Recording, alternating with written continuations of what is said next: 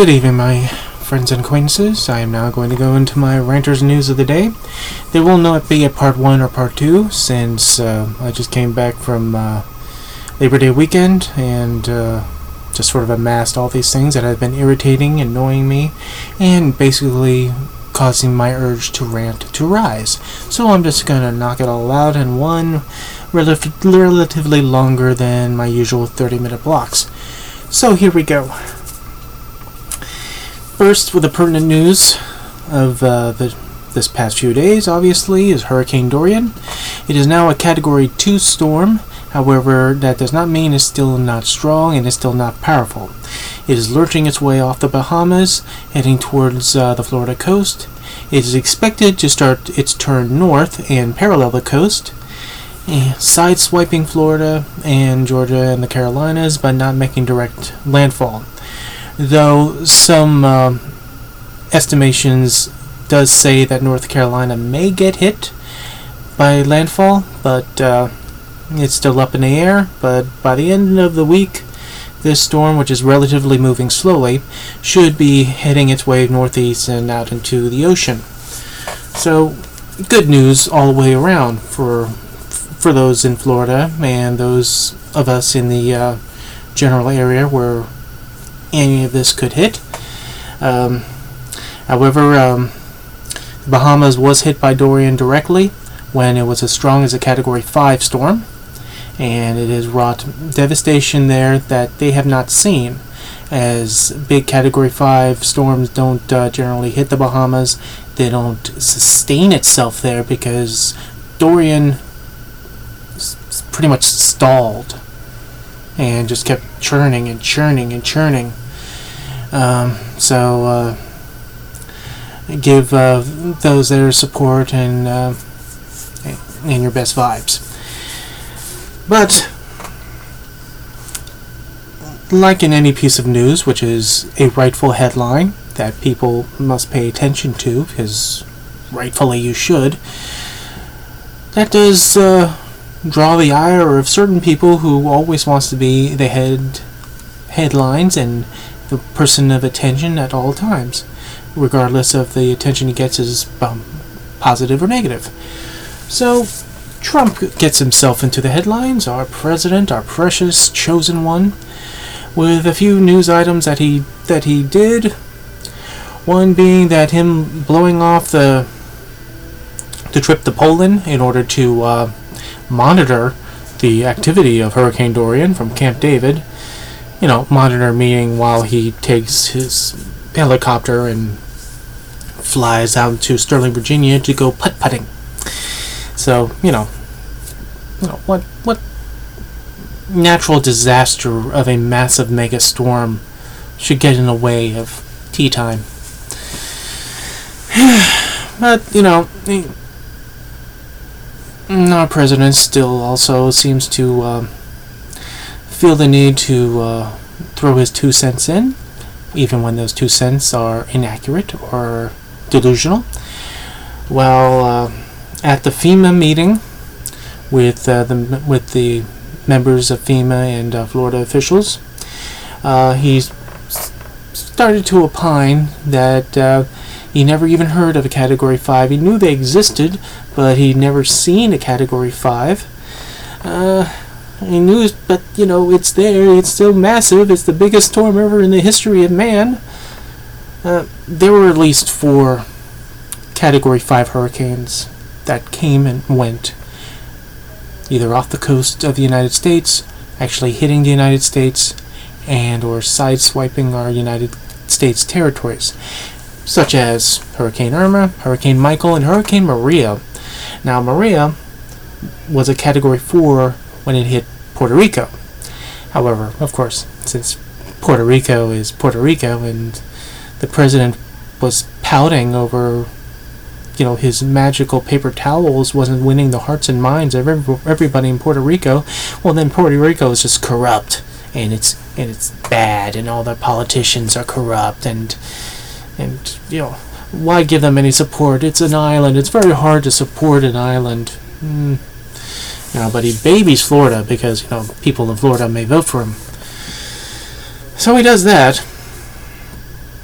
And the funny part about all that is that not only that he says that he doesn't even know that Category 5 hurricanes existed, he can't remember hearing a name of a Category 5 hurricane, is the same thing he said in tweets about storms in 2017, multiple times in 2017, and one time in 2018. So when those big Category 5 storms were hitting, he says the same thing as he's saying here, is that I never even heard of a Category 5. The other bit of news is that he inaccurately stated that the proposed track of the hurricane was going to hit correctly, could hit Florida correctly, hit Georgia correctly, the Carolinas correctly, and Alabama incorrectly. Now, this misinformation could have been, honestly, not properly given. And if said once, then that could be, something you can forgive. But he said it again. And then he said it the third time at the FEMA meeting. Now, meteorologists from Alabama, pretty much within 30 minutes of him stating that it could hit Alabama, we're already on Twitter stating that no part of it is going to hit Alabama at all. Alabama is not in the path of anything concerning Dorian. Trump and his officials try to sort of finesse this a bit, not saying that they're wrong, but saying something to the effect, well, this has high winds, and it could get a piece of Alabama. And when that gets refuted, says no, none of that is going to hit Alabama, because Alabama, at its closest point to the east coast of Florida, even though they share a border, is also 250 miles away from the east coast. So no, there's none of that. They try to claim that that he said Alabama because the original track of Dorian, days and days ago, said that Dorian was going to hit center mass into Florida, and then it was going to track up Florida. Yeah, that was days and days ago. But he started saying this stuff on Sunday, 2 days ago, where we were already starting to see meteorologists and weatherfolk are saying that hurricane course was going to be shifting, and it was going to only be hugging the coast, if anything.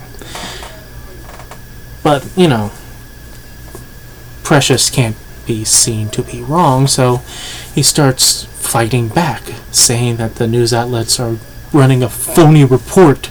It's phony, it's fake news, ABC's fake news, because ABC's ran it on their nightly news show. What are you doing, guys?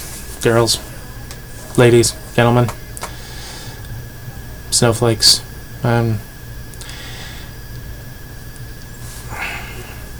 I'm just a grunt retail worker that does this. I should not know more things than a President of the United States, even though, admittedly, a President of the United States doesn't have to know everything. The thing about a President of the United States is that even if they don't know everything upon a given topic, he has advisors around him to inform him of accurate information that he can relay to you. The problem is that he relays to his advisors. They don't relay to him. So he spews out nonsense that he does not understand, that he just wants to sound smart. And his minions have to go and do damage control pretty much 24/7 for anything he says. And then that's where we get the mess of, he was talking about the original track. Oh, no, because it's a big windstorm. Now remember, this is the stable genius who has a very good brain, knows all the best words, who had to inform the public that that hurricanes, they're wet. They have a lot of water in them. Want a cookie? So there's that.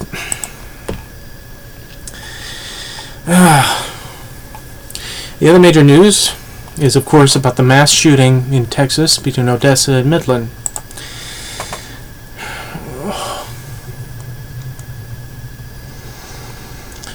Well,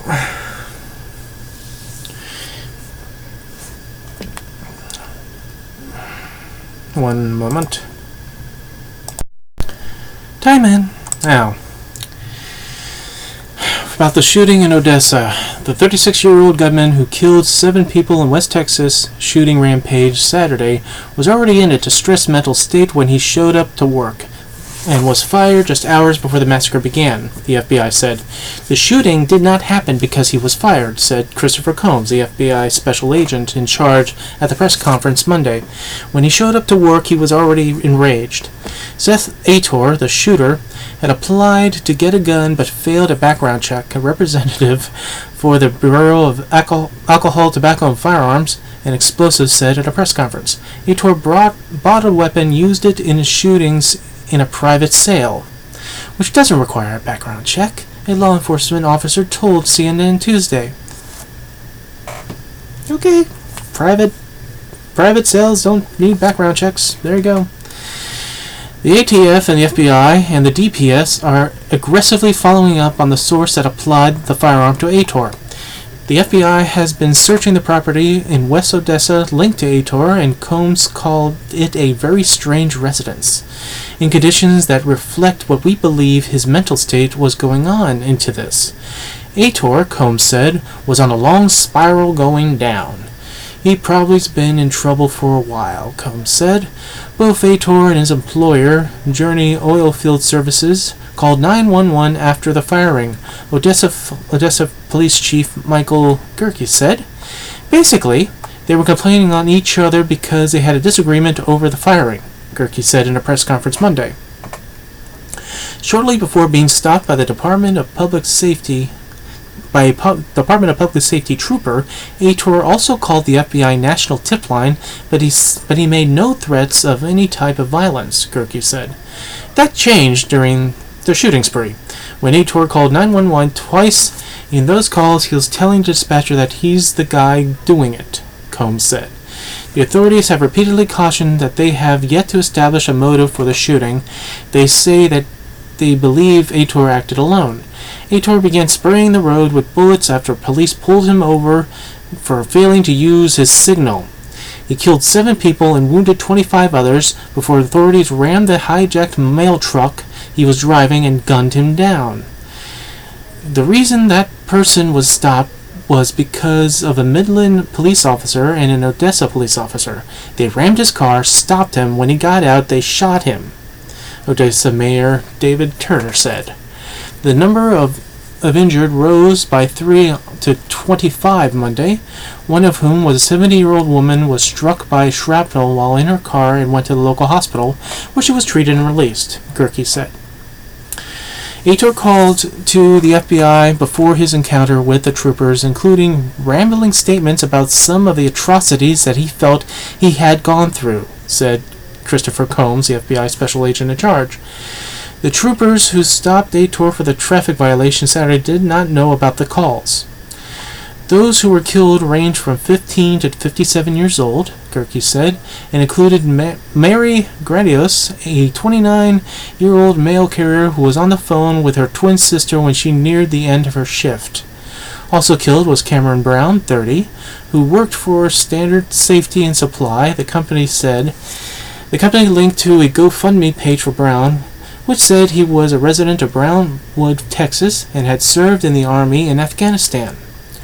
5 others killed were a 15-year-old girl, Joe Griffin, 40, Edwin Peregrino, 25, and Rodolfo Julio Arco, 57, all of Odessa, and Raul Garcia, 35, of El Paso. The city of Odessa said Monday the city did not release the name of the slain teenager. A 17-month-old girl and 3 law enforcement officers were among the injured.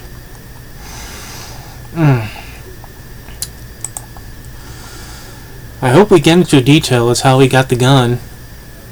They are hinting that it was a private sale. Now, does that mean this is a lawfully lawful private sale, or is he buying his AR out of the trunk of somebody's car? That is something that they need to determine.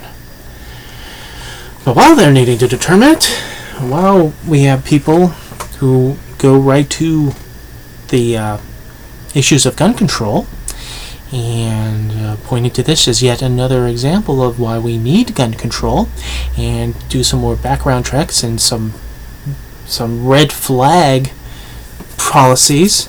The same red flag policies that got a guy who said he wanted to kill Antifa, who wanted to slaughter Antifa. Well, that red flagged him, and they took his guns. That happened a few days ago. But, hours after the mass shooting, a Texas lawmaker rejects any form of gun control and calls for prayer. State Representative Matt Schaefer illustrated just how opposed to any type of gun control many elected Republicans are when he staunchly stood up against making any changes to the current law mere hours after 2 towns in his home state were terrorized by gunmen who went on a random shooting rampage. At a time when the death toll of the West Texas mass shooting wasn't even clear yet, Schaefer went on a rant on social media, making it clear that the fact that a 17-month-old child was shot wouldn't make him think that perhaps gun control could be beneficial. After all, he insists, the problem isn't the guns are evil. Schaefer, in a post on Facebook and on Twitter, wrote that elected officials often hear demands to do something, but he made it clear what he won't do. I am not, very dramatic, I am not going to use the evil acts of a handful of people to diminish the God-given rights of my fellow Texans. Period. God-given. God-given. Can someone please show me in the Bible where God came down with a shaft of light and a curtain of halo with Gregorian chants in the background saying, "Thou must carry an AR-15 if thou wishes"? I would like to see which gospel that. I believe that's under the gospel according to Saint Bastard. Okay. In his refusal to do anything include things that many Americans support, including background checks and banning high-capacity magazines. After all, nothing would stop a person with evil intent, he added. So what will Schaefer support? More prayer, of course. Yes, the praying that God would transform the hearts of people with evil intent, he wrote. While he was at it, he would also support fathers not leaving their wives and children, and discipline in the homes. The answer, of course, more guns. Yes, giving every law-abiding single mom the right to carry a handgun to protect her and her kids without permission from the state, and same for all other law-abiding Texans of age. The problem is hardly guns, but rather godlessness and depraved hearts, Schaefer wrote. Every person needs a heart transformed by the faith of God through Jesus. I have a running joke. When something like this happens, and someone says something like this, somewhere in heaven, the thunderous sound of God performing a facepalm can be heard. Lord have mercy. Here's the thing.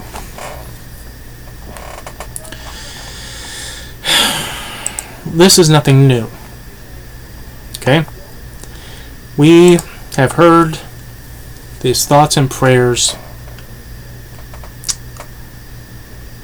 mantra pretty much every shooting that has occurred. It's been more obvious since Sandy Hook.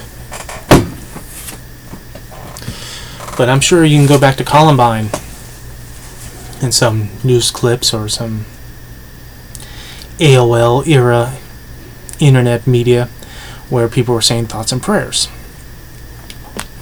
Okay? Thoughts and prayers. Thoughts and prayers. When I think of thoughts and prayers, I think of somebody saying thoughts and prayers.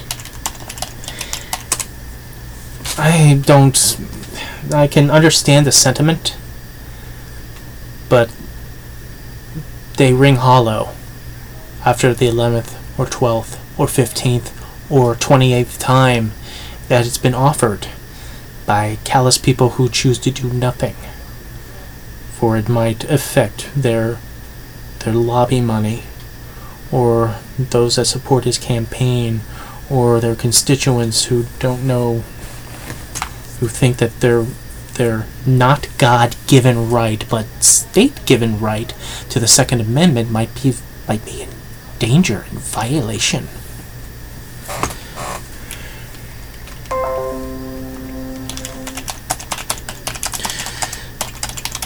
But you know what?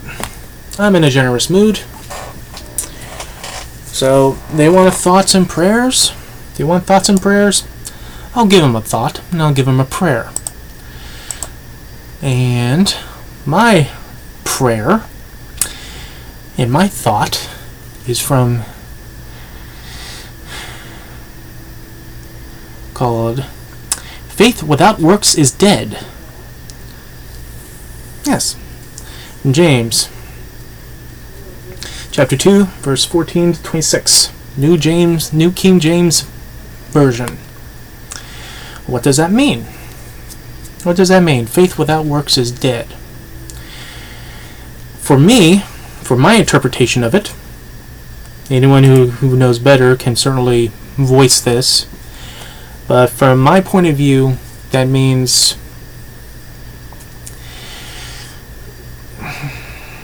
praying for it is one thing, but unless you're actually moving towards the goal for which you are praying for, that you are assisting this prayer along, your prayer is meaningless. It is hollow. It is useless. And why I say this, I'm not saying this to be callous toward those who believe, because I believe. I believe in God. I believe in Jesus.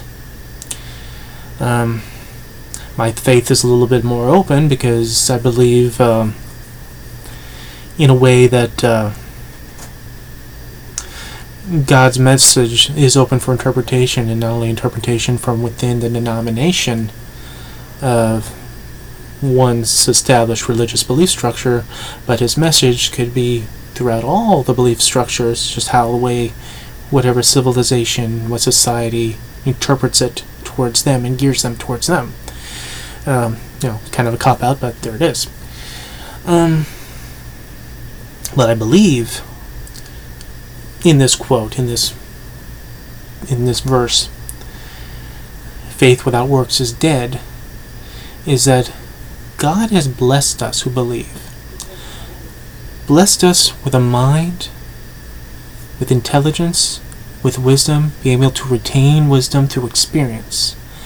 God has given us the power to understand the works of the universe, allows us to interpret scientific facts, allows us to understand mathematics, allows us to go beyond the instincts of animals, to overcome our instincts, to generate that free will to allow us to choose our own destinies, even if it's in His name or not. He's given that as a blanket gift to the species of man, of humans, which includes problem-solving capabilities, to see a problem, work that problem out to a resolution. What thoughts and prayers is an abandonment of God's gift. I know it sounds funny, but it is. Because you are surrendering your capabilities to solve a problem and throw your hands up for the Almighty to do it for you. To change the hearts of the evil.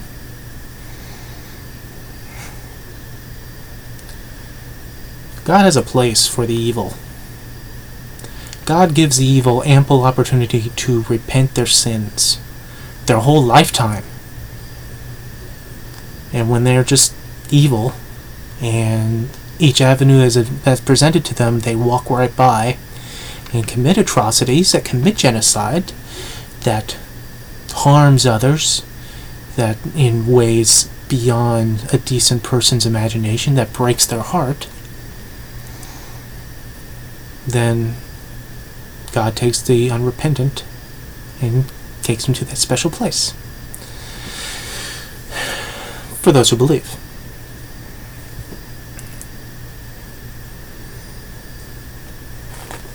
But God doesn't outwardly or directly, through a curtain of light, change somebody's hearts.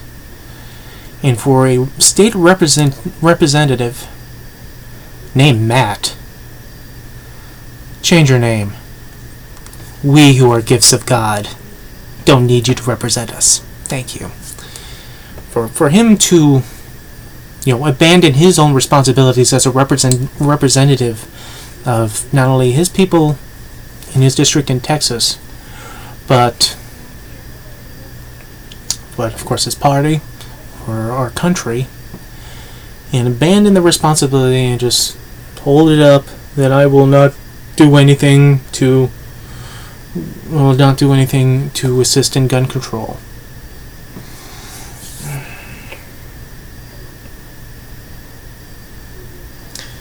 There's so many adjectives I can come up with, that one being cowardice.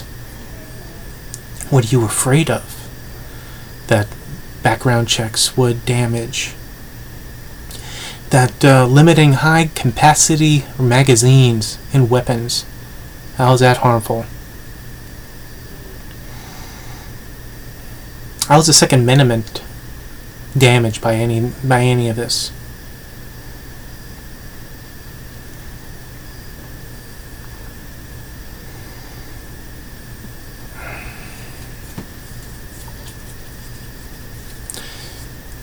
All this happening hours after a mass shooting in Texas.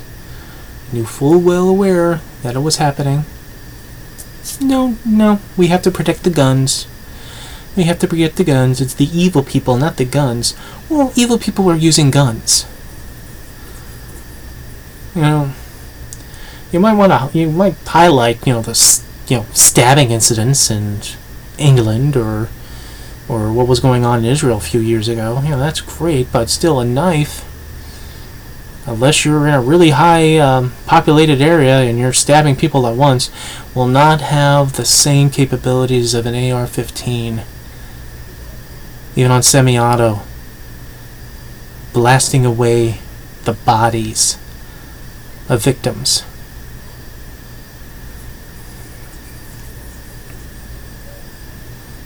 You think of El Paso, you think of Dayton, especially Dayton, with a guy, in a matter of seconds, blew away so many people because he had a 100-round drum that he was able to acquire for his weapon. If you try to justify him having that, like anyone should have it because, they might go hunting with it, what are you trying to do, turn a deer into a milkshake?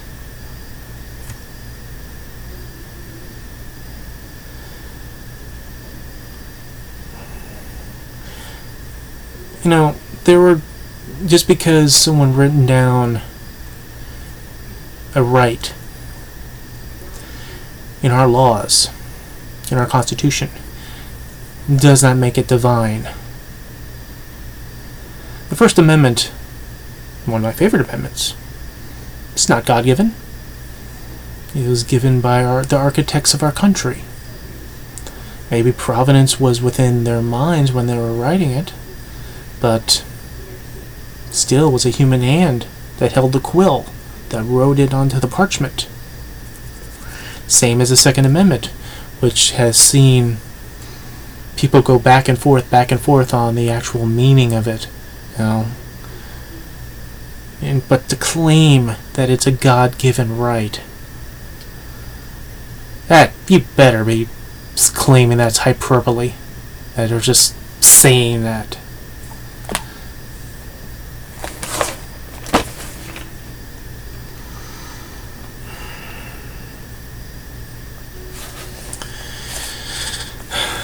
But, that aside, that's actually Representative Schaefer pisses me off more than Trump, so Trump is actually getting a cookie this time around.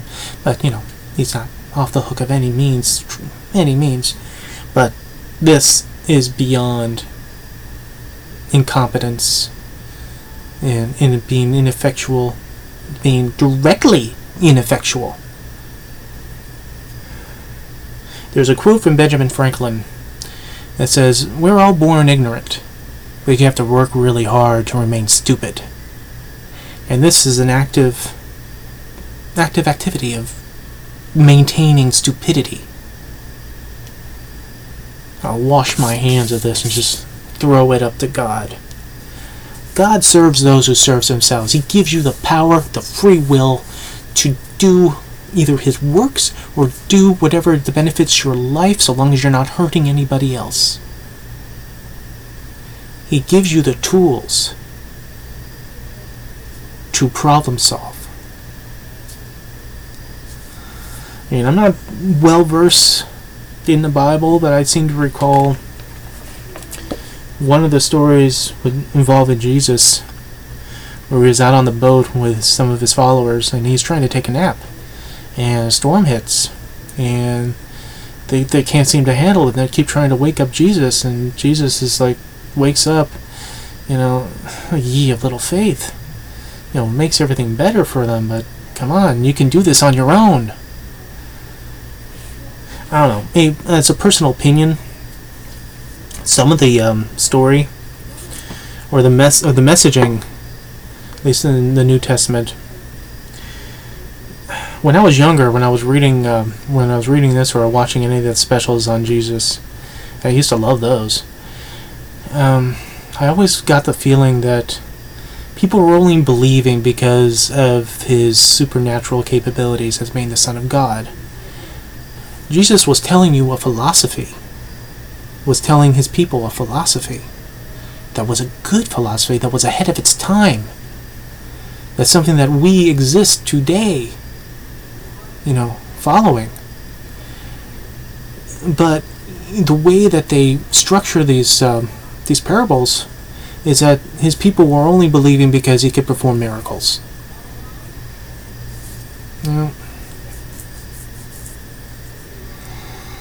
To be good people, you don't necessarily need him to come back. He'll come back because there are good people. But, that's one flawed mortal human being's opinion. So what else is in the news? Well, Mike Pence in Ireland has to defend how he has to go 3 hours out of his way to stay at a Trump hotel in Ireland, away from the activities that he is doing out there. And in his defense of it, and his explanation, where they were going is so small, and it's being at the Trump resort, blah blah blah blah blah. He's actually promoting the Trump hotel. I mean, he's running an ad for this business that Trump is not supposed to be taking money from. I made mention in my last video how what of a great deal it is for someone who doesn't want to spend his own money to being president. That a president doesn't spend his own money. That's why all his money is usually frozen in an account, so he doesn't make money other than the actual pay that he does as president, because of things like the emoluments clause that they laugh at. But imagine all these trips to his golf courses, all his trips to Mar-a-Lago, all on the taxpayer dime. He doesn't really have to pay for anything, does he? Isn't that great? A guy who has a history of not paying people who are building his buildings, actively hiring illegals so that they could be off the books, so he can pay them dirt cheap if he paid them at all, and usually doesn't, but because of fear of deportation, they don't raise a fuss over it. Here's a nice little tidbit. Since being president, at least 10 cities that he's held rallies in has not been paid by his campaign. He's skipping out on the bill to nearly $1 million from combined rallies he held in 10 cities. Is that great? Is that making America great again? People? My gentle snowflakes? Could that be something that they can call him on? That would be nice. Also be nice if beyond print media would pick this up and people start asking him, why aren't you paying? Why aren't you paying? Hell, he didn't pay his rally in El Paso. People, come on.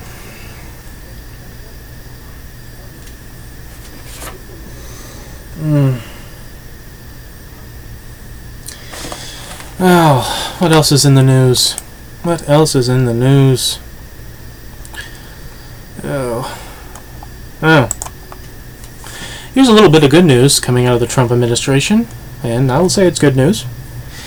They're backing off on their idea of deporting those migrants with deferred action from the Deferred Action Program. We heard it a couple of days ago that these people who are critically ill, who are in this country because of special dispensation, because of serious medical illnesses, that they really can only be treated here. A few days ago we learned that the program was getting shut down and without any advance warnings, and without any advance warnings or formal announcements in August, as applicants received denials telling them USCIS offices no longer considered deferment actions requests and ordered them to leave the country within 33 days. The federal agency said that requests would now be handled by the U.S. Immigration and Customs Enforcement, who promptly expressed their own confusion over the sudden change. There is no program at ICE that's going to take over that function. Yeah, that makes no sense. Why would they even do that? So, it's here, ICE will handle it. Really? We have no capability of doing that whatsoever. You just handle it. We're going to be over here playing cards with Stephen Miller. ICE is not going to implement any sort of program or procedure or policy to take over that function. And they'd like to clarify what the USCIS meant. We're working collaboratively to get them to be a little bit more forthcoming about it.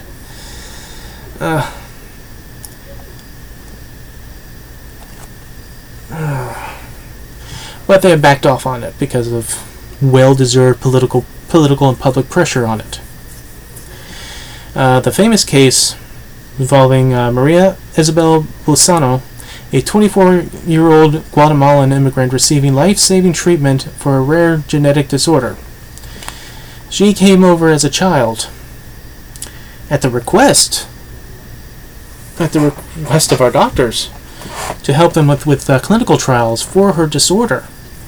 And her being in the country and her helping with these trials not only was saving her life for all these years, it was saving the lives of other patients that were going through the same issues. Okay? She still needs treatment to stay alive. So if she had this letter too, and if she was deported after the 33 days back to Guatemala, she would not be able to get that treatment. And more likely, she would die. As with these other migrants who came up and told their stories on how they received these letters that they were going to have to get kicked out of the country.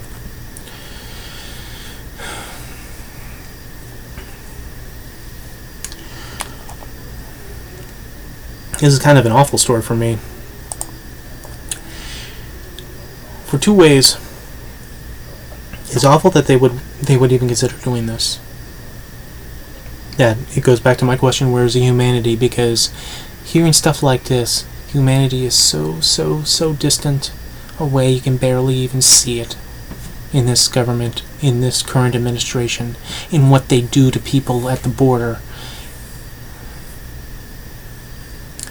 This is great. This is great, however, that they're backing it off, at least for now. But this actually does lead credence to my theory that while Trump is doing his racist asshole stuff, his antics, his tweets, his public statements, his actions in front of the camera that draws your ire, draws your anger and outrage, but also draws your attention. And as the media draws its attention because they have to listen to him because he's President of the United States, so every word of his has to be analyzed by, segments and segments of pundits and panels, doing the pros and cons of this. While you're too busy paying attention to this shit was happening. And had these people not shown their letters of deportation, that they had to leave in 33 days, at the risk of their own lives, we would never know because we'd be too busy up here seeing how racist he is, how piece of shit he is. How could he say that? How could he do that? Why is he trying to buy Greenland? Well, we're too busy with that nonsense. These people could have been kicked out of this country and they could have died. And for those who defend Trump, who sort of have the blinders on because they just want their judges, they just want to stick it to liberals or whatever their fucking motivations are. And they go, well, you don't know that they would die. That's just being overreactive. That's just being emotional. You know what? It already happened. We already have one case. A man who was born in the United States, but was born to an Iraqi national, had diabetes. Okay, this is a story we've heard about a couple weeks ago to a month ago. He was deported to Iraq, a place he was not born to. He did not speak a word of Arabic, and they did not have his medication. And he's dead because of it. The irony, the sad, twisted fucking irony of that is that poor soul, his body is being shipped back to the United States, the place of his birth, for burial. At some point, we need to get past the politics. There's that one point, but there's this counterpoint over here, and just go back to the basics of right and wrong. There is no reason these people had to risk their lives in deportation when their life is being sustained by the medicines that we provide. That they are not just freeloading, that they're actually being helpful to these medical issues, like Maria. Her being there and her going through those clinical trials all those years are saving lives that are suffering from the same conditions or near same conditions that she does. These are human beings. What happened to our good Samaritans?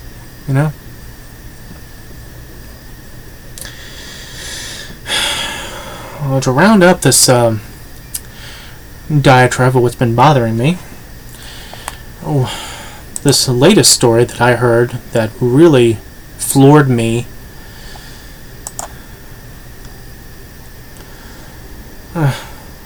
was said, it was picked up, but it was said 2 years ago. For those of you who remember this, bear with me. I just heard this recently. I don't know if I remember this or not, but now it pisses me off. Senator Rand Paul said no one has died from the lack of access to health care in hundreds of years. This was said July 27, 2017. I don't care if this was said yesterday. What the fuck is he talking about? What selfish, self-absorbed, I got mine, screw you mentality is that? Alright. On July 27th, posted on July 27, 2017, Senator Rand Paul of Kentucky said on Thursday that people don't die because they don't have access to health care. He's also annoyed that so many people look at how these proposed policies would affect the health insurance industry. Appearing on Sean Hannity's radio program, Senator Paul said he is disappointed that Republicans have balked on repealing the Affordable Care Act. So it was about that.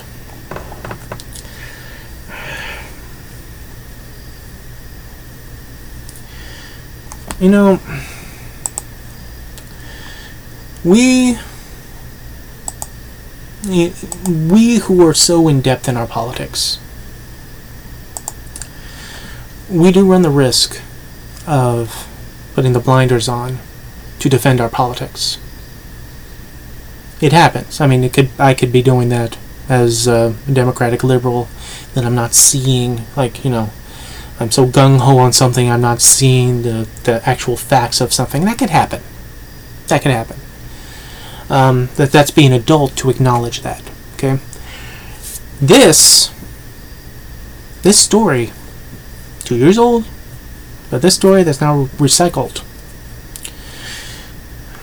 shows the voluntary blindness.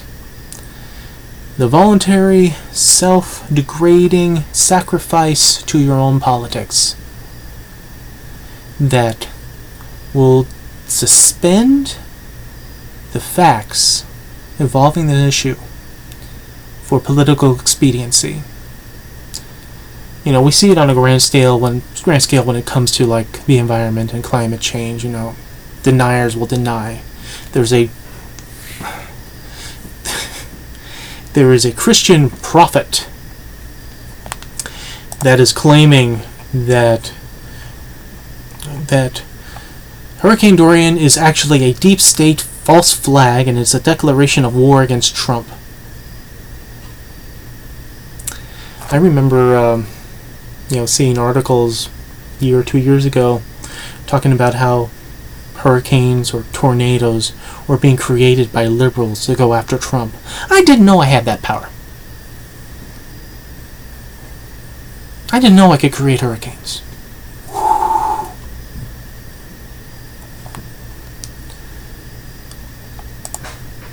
You know, I could use that. You know, it's not windy here. I should generate some wind because I like wind.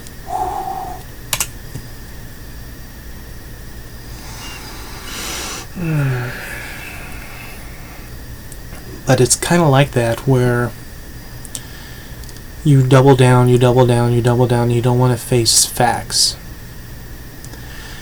You want to go all in on your side. And for these particular people, this side is not even Republican side, it's the Trump side. For the religious, they double down on him so much that so many articles you can see of pastors and ministers are deifying Trump. There were people that made public statements that are on record claiming that he's the most religious president, most biblical president that they ever seen in their lifetime. And they of course say these things nowhere near someone with an opposing viewpoint. No one who can have their hand raised and say, can you explain that? How that is possible?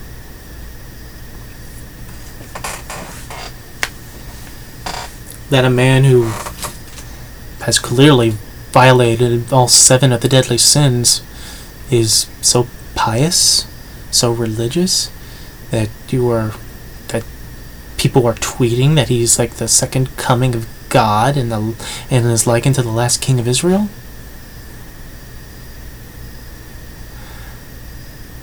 You say that because you voted for him and you knew voting for him was a mistake, that he did not share your values. But since you're an American like all of us, and we have a tendency not wanting to be wrong or not be seen to be wrong, instead of admitting that, you screwed up, that he's not representing you as you thought he was representing you, or you were just going to use him to get your judges, and to allow you to be bigots towards gays, towards mixed race couples, as we've seen already happen a few days ago, where a event center that was going to have a wedding, well, that wedding got canceled because the event coordinator, its manager, said, "Oh no, we can't have your wedding here because it's against our Christian belief that you are a mixed couple. We don't marry mixed couples around here. No gays, no mixed couples." You want to explain to me where Jesus said no white guy or white girl should marry a black guy or a black girl? Is that also in the gospel according to St. Bastard, where the God-given right of AR-15s is? Boy, that gospel is just popular.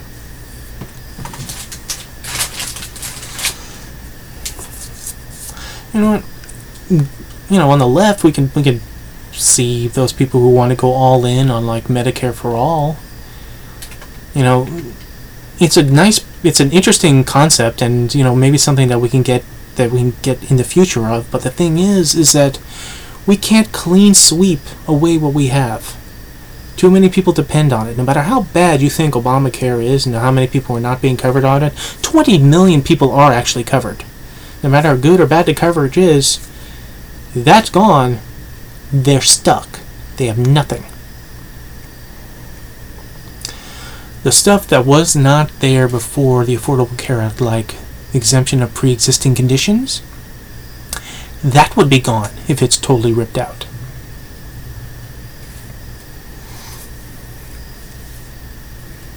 I've said this multiple times, that this country was based on the concept of compromise. You get one thing, we get one thing, we concede one concession, you concede one concession, but we make an agreement, and then we take 2 steps forward. Sometimes it's a slow process, sometimes people can be impatient, but you can't all or nothing any issue. Something like healthcare is not... That did not spring up because President Obama was president and the Affordable Care Act came out. It was just like blindsided. We had the policies that George Bush did. We have all this. We had this for decades and decades and decades. The issue of healthcare goes back to Lyndon Johnson, to Kennedy, to Truman, to Franklin Roosevelt. People have been fighting for it and fighting against it, kicking and screaming for decades and decades, till we get to where we are now. And we will probably continue to fight for decades and decades as we improve, decrease, improve, sabotage, improve, and mutate and progress painfully, sometimes dangerously, to the next stage, till maybe someday we will have Medicare for all. But we can't do it immediately, we can't do it instantly like right now. So, if it's going to be... Maybe that's the left side of the blinders. Like the all or nothing of that, as we see on the right. It's good to have goals. It's good to have something you shoot for.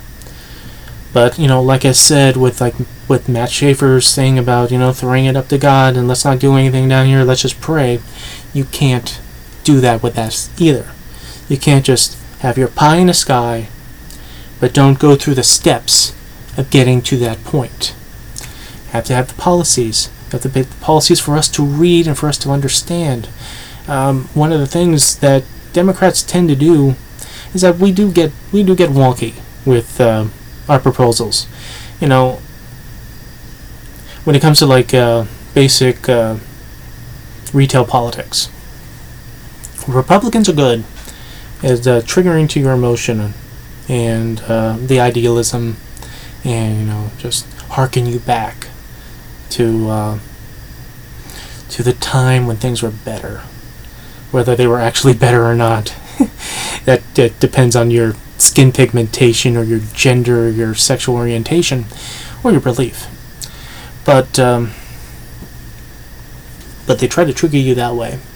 Democrats, more often than not, do try to present you here. Here are facts. Here are facts. Let me show you facts. The thing is that we tend to be so wonky with our facts, is that we'll have pie charts and easels and we'll have pointers, but you'll nod, and your eyes will go heavy, and they're just talking. No, apple pie. That happens. We have to tread the fine line, and maybe it is one of those things of compromise where you do have to you present the facts, but then you present the results of the facts, and explain what's at stake, but don't be melodramatic about it. If we go out this certain way, we're going to decline, and we're going to continue to decline, and we have a way to avoid that pitfall.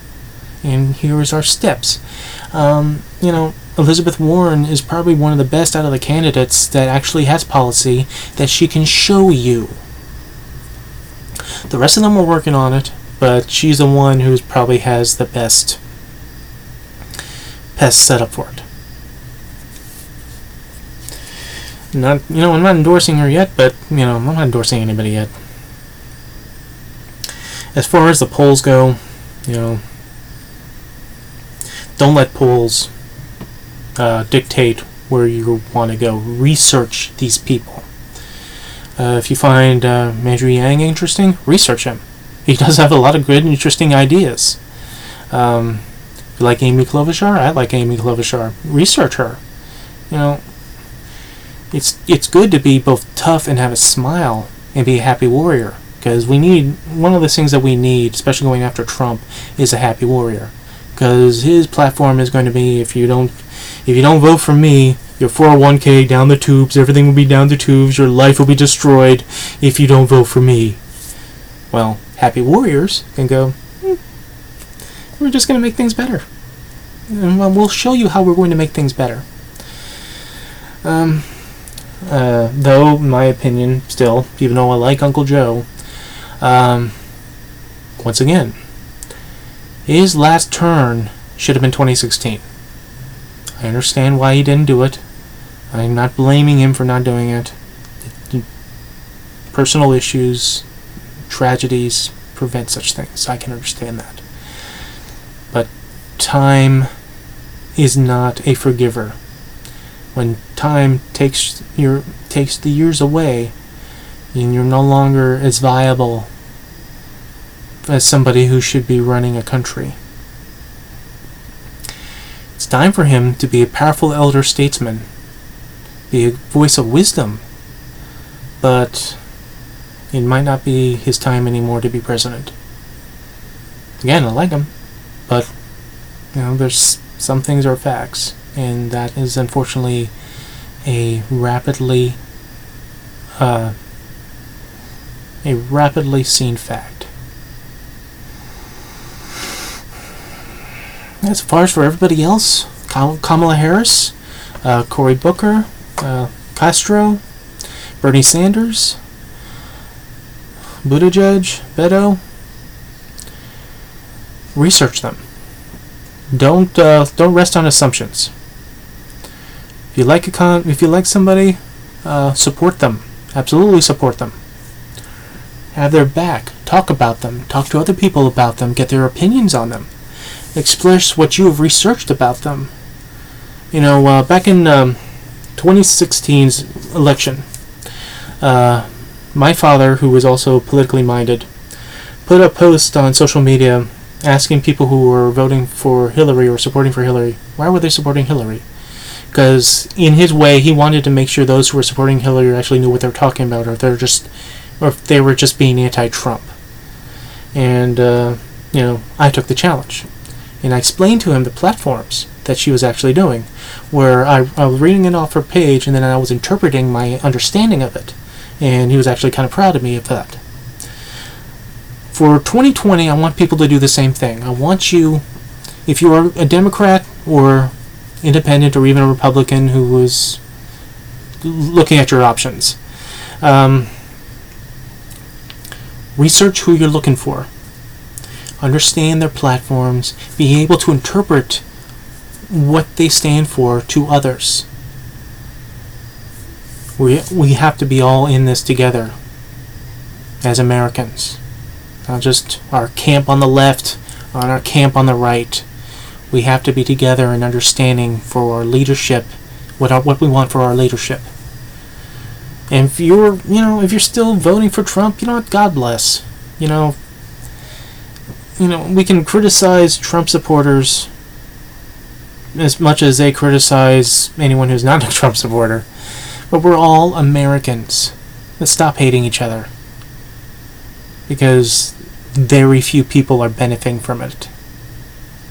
And they're not good people.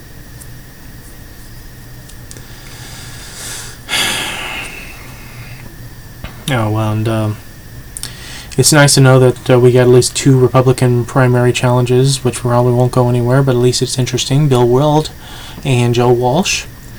I'd be kind of interested to see a Republican debate. I know the Republican Party, its committees, its power base is solely solid on Trump, that I don't think they would want to do a Republican debate with him and his Republican challengers, but I would love to see it. I would love to see Trump flailing, and as people from the center right and right challenge him on his idiocy and his lies and deceptions and his being incompetent. The longer he speaks on a given topic, the more you understand that he has no idea what he's talking about on a given topic, and how he will flail and he'll fire back. And I will love to see an interaction between him and Joe Walsh, and him going after Joe Walsh for certain personal issues that he had that was publicized. But that's my own grim amusement. Alright guys, I've done an hour of this, which is twice the part 1s and part 2, so there you go. I will see you all next time for when the ranter needs to rant because his urge is rising. I will return. You all have a good night.